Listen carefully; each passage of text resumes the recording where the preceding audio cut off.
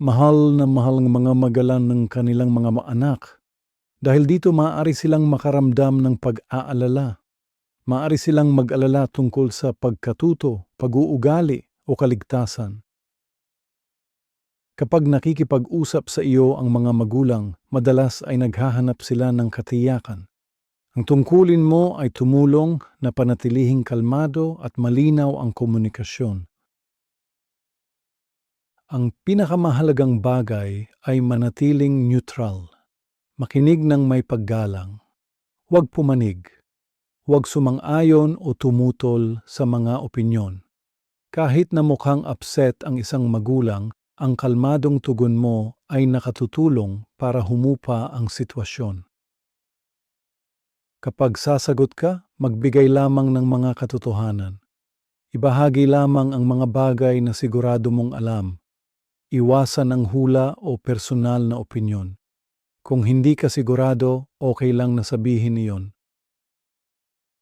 Nakakatulong ang mga simpleng pahayag. Tatanungin ko ang guro. Hahanapin ko ang tamang tao.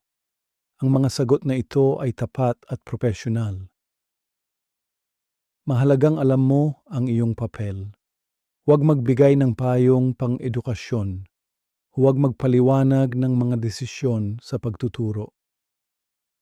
Huwag mangako ng mga resulta. Ang mga guro at lider ng paaralan ang humahawak sa ganitong usapan. Ang papel mo ay iugnay ang mga magulang sa tamang tao. Narito ang isang halimbawa. May magulang na nagtatanong tungkol sa isang issue sa klase. Nakikinig ka ng kalmado. Iwasan mong humusga o magpaliwanag. Sinasabi mo, tatanungin ko ang guro o hahanapin ko ang tamang taong makakatulong sa inyo. Sa pananatiling neutral at nakabatay sa katotohanan, pinoprotektahan mo ang lahat. Iniiwasan mo ang kalituhan, iniiwasan mo ang magkaibang mensahe, pinananatili mong malinaw at ligtas ang komunikasyon, at kapag malinaw at ligtas ang mga mensahe, lumalago ang tiwala,